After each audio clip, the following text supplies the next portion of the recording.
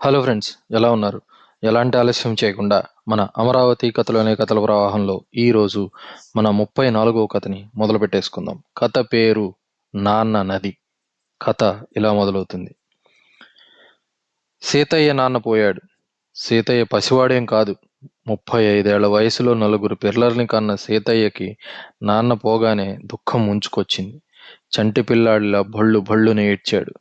మంచి చెడు చెప్పుకోవటానికి నాన్న లేడనే భావం వచ్చేసరికి ప్రపంచంలో తను ఒంటరివాడైపోయినట్టనిపించి గుండెల్లో పెద్ద వెలితి, బతుకులో పెద్ద ఖాళీ.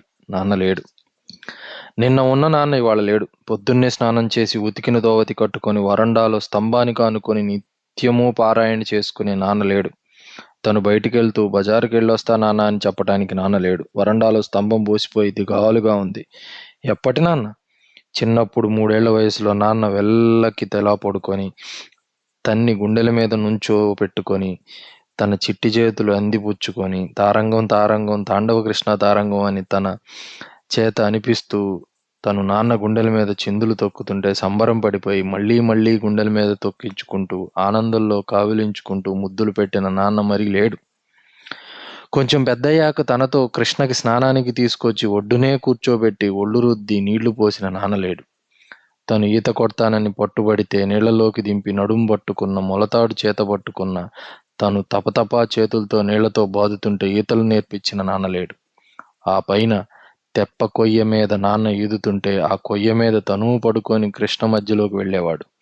సుడిగుండంలో సుళ్ళలా ఎలా తిరగాలో, జారులో ఎలా బార్లు వేయాలో, వడిని ఎలా తప్పుకోవాలో, కృష్ణలో వెల్లకితలా పడుకొని చేతులతో ఎలా ఈదాలో దగ్గరుండి నేర్పినవాడు నాన్న. తన్ని బళ్ళో వేసినప్పుడు కొత్త చొక్కా కొత్తలాగు కుట్టించి తోటి పిల్లలకి పప్పు బెల్లాలు పెట్టించి దగ్గరుండి పంతులకి అప్పచెప్పి మధ్యాహ్నం అయ్యేసరికి భోజనం కూడా చేయకుండా పసివాడు ఇంకా రాలేదని తనకి ఎదురొచ్చి కాళ్ళు కాళ్ళాయని భుజం ఎక్కించుకొని ఇంటికి తీసుకొచ్చినవాడు నాన్న.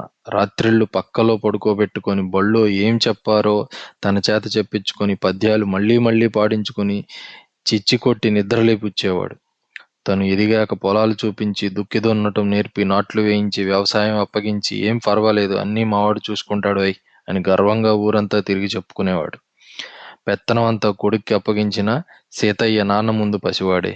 ఇవాళ పొలంలో కలుపు తీస్తాం నాన్న, ఇవాళ కొబ్బరి పచ్చట్లో కారం ఎక్కువైంది కదా నాన్న అంటూ ప్రతి చిన్న విషయం నాన్నకి చెప్తూ చాకలి నీలి ముందు ఎక్కువ పెడుతున్నాడు నాన్న అంటూ నాన్న పంచె సవరించి పాదాలొత్తుతూ మెల్లిగా వేళ్ళు లాగుతూ ఆప్యాయంగా ఒళ్ళంతా నిమురుతూ పసిపిల్లాడిలా నాన్నని అంటుకుపోయేవాడు సీతయ్య. నాన్న అన్నీ అనేవాడు. నాన్న అన్నీ వినేవాడు. నవ్వుతూ ఊ కొట్టేవాడు. అలా ఊ కొడుతుంటే గుండెకు హత్తుకొని ఆశీర్వదించినట్టు ఉండేది. ఇప్పుడెవరూ కొడతారు?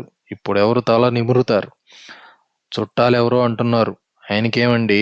దేవుడు లక్ష్మీదేవి లాంటి కోడల్ని తెచ్చుకున్నాడు. 3 మనవల్ని చూశాడు. మనవరాల్ని ఎత్తుకున్నాడు. శ్రీరాముడు లాంటి కొడుక్కి పెత్తనం అప్పగించి నిశ్చింతగా వెళ్ళిపోయాడు మహారాజు. ఈ మాటలు సీతయ్యను ఓదార్చలేకపోతున్నాయి. తను నాన్న లేని వాడయ్యాడు. నాన్న కావాలి. సీతయ్య తల్లి దొడ్లో ఏడ్చి ఏడ్చి పడిపోయింది. తెలివి తెచ్చుకొని తులసమ్మ దగ్గరికి వెళ్ళి, అమ్మా, రోజూ నీకు పచ్చగా పసుపు రాసి నిండుగా కుంకుమ పెట్టి మొక్కుకునేదాన్నే నా పసుపు కుంకాలు లాగేసుకున్నావా? అమ్మ, పుట్టినప్పటి నుంచి నా ముఖం మీద బొట్టు ఉండేదే. ఇలా మాడైపోయిన నా బొట్టు లేని ముఖాన్ని నేనే అద్దంలో చూసుకోలేనా?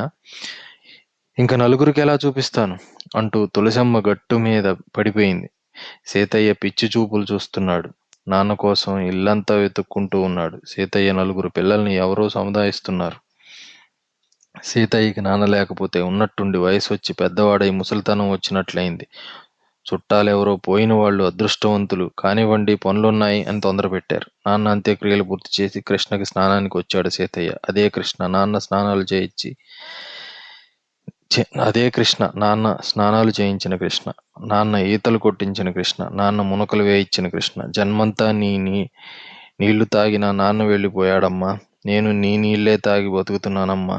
నాకు నాన్న కావాలమ్మా అని బోరుమన్నాడు సీతయ్య. సీతయ్య శరీరం కృష్ణ, సీతయ్య ఊపిరి కృష్ణ, సీతయ్య రక్తం కృష్ణ, సీతయ్య ప్రాణం కృష్ణ, సీతయ్య కన్నీరు కృష్ణ. కృష్ణలో కృష్ణలో కలిసిపోతోంది. కృష్ణ కృష్ణని అడుగుతోంది నాన్న కావాలని. కృష్ణ నిండుగా ప్రవహిస్తుంది. సీతయ్య మాటలు వింటూ నిబ్బరంగా సాగిపోతుంది. ఓదార్పుగా సాగిపోతుంది. నిట్టూర్పుగా సాగిపోతుంది. బుజ్జగింపుగా సాగిపోతుంది. కాలం ఆగదన్నట్లు గబగబా వెళ్ళిపోతుంది. మహాప్రవాహం సాగి సాగి వెళ్ళిపోతుంది. నానా నానా అంటూ సరసరా సీతయ్య నాన్న నాన్న అంటున్నాడు. కృష్ణ వింటూనే నా నా అంటూ పరిగెత్తిపోతుంది. కొత్త నీళ్లు నా నా అంటూ వస్తున్నాయి. నా నా నా అంటూ కిందకు వెళ్ళిపోతున్నాయి. మళ్ళీ కొత్త నీళ్లు నా నా మళ్ళీ మళ్ళీ కొత్త నీళ్లు నా నా నా. వచ్చి వెళ్ళిపోతున్న నీళ్లు సీతయ్యకేదో చెప్తున్నాయి. నాన్న నాన్న అని వినిపించింది. అది సీతయ్య పిలుపు కాదు. సీతయ్య గొంతు కాదు. ఎవరి గొంతు? ఎవరి పిలుపు? సీతయ్య రెక్కించి విన్నాడు. ఆ పిలుపు సీతయ్య కొడుకులది. నాన్న నాన్న అంటూ పరిగెత్తుకొచ్చి అంత పొడుగునా కిందకి వెళ్ళిపోతున్న కృష్ణ చెప్పింది. పిచ్చి నాన్న నిన్న వెళ్ళిపోయాడు. సహజమే. వెళ్ళిపోయిన నాన్న గురించి బెంబేలు పడుతున్నావు. నువ్వు నీ పిల్లలకి నాన్నవని గుర్తు చేసుకో. కృష్ణ నా నా నా అంటూ రయ్యమని వచ్చి రయ్యమన కిందకి వెళ్ళిపోయింది. కథ సమాప్తం. హలో ఫ్రెండ్స్, ఎలా ఉన్నారు? మా కథా వీడియోలు మీకు బాగా నచ్చినట్లయితే మమ్మల్ని సపోర్ట్ చేయటం కోసం please like, comment, share and subscribe to our channel. Thank you.